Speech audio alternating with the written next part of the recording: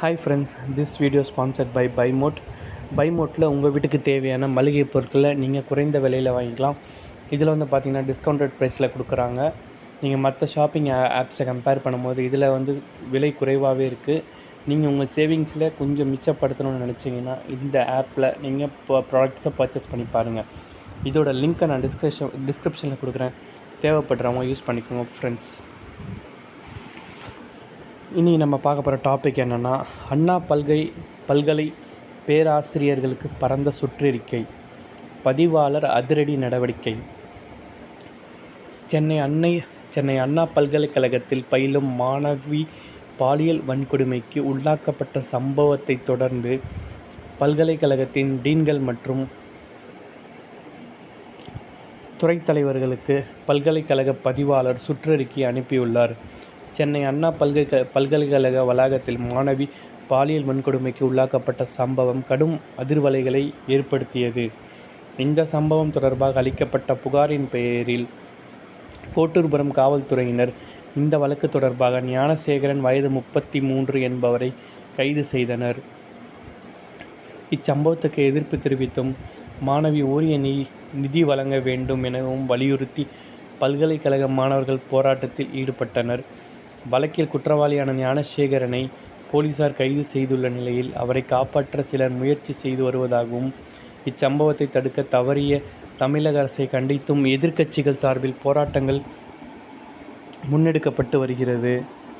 இந்த பாலியல் வன்கொடுமை சம்பவம் தொடர்பாக தேசிய மகளிர் ஆணையம் தாமாக முன்வந்து விசாரணை மேற்கொண்டுள்ளது. இந்த விவகாரம் குறித்து போலீசார் தொடர்ந்து தீவிரமாக விசாரணை மேற்கொண்டு வருகின்றனர். மேலும் இந்த சம்பவம் குறித்து சென்னை உயர்நீதிமன்றம் தாமாக முன்வந்து விசாரணை மேற்கொண்டது. தொடர்ந்து சிறப்பு புலனாய்வு குழு அமைக்கப்பட்டது. இதன்படி பாலியல் வன்கொடுமை குறித்து விசாரணை செய்ய மூணு பேர் கொண்ட சிறப்பு புலனாய்வு குழு அமைக்கப்பட்டது. பின்னர் ஞானசேகரன் வீட்டில் சனிக்கிழமை சோதனையில் ஈடுபட்ட குழுவினர் பல ஆவணங்களை பறிமுதல் செய்தனர்.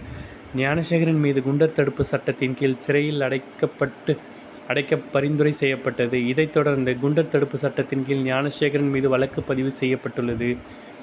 இந்நிலையில் பல்கலைக்கழக வளாகத்தில் மாணவர்களின் பாதுகாப்பை கருத்தில் கொண்டு அண்ணா பல்கலைக்கழகத்தின் டீன்கள் மற்றும் துறைத் தலைவர்களுக்கு பல்கலைக்கழக பதிவாளர் சுற்றறிக்கை அனுப்பியுள்ளார்.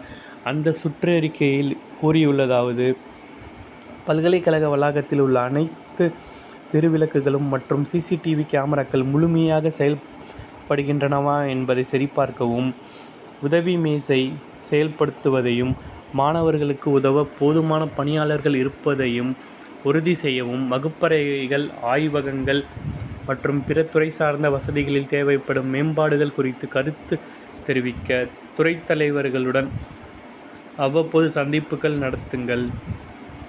உயர்தர உணவு வழங்கப்படுகிறதா என்பதை உறுதிப்படுத்த உணவகத்தை அவ்வப்போது ஆய்வு செய்யவும், கட்டுமான தொழிலாளர்கள் எந்த சூழ்நிலையிலும் வேலை நேரத்திற்கு பிறகு வளாகத்தில் தங்குவதில்லை என்பதை உறுதிப்படுத்தவும், வளாகத்திற்குள் வெளியாட்கள் வாகனங்களை நிறுத்துவதை தடுக்கவும், அங்கீகரிக்கப்படாத வாகனங்கள் என்றால் கண்டுபிடிக்கப்பட்டு காவல்துறையில் புகார் அளிக்கவும், நாள்தோறும் பாதுகாப்பு பணியாளர்களால் உள்ளூர் ரோந்துக்கு ஏற்பாடு செய்யுங்கள்.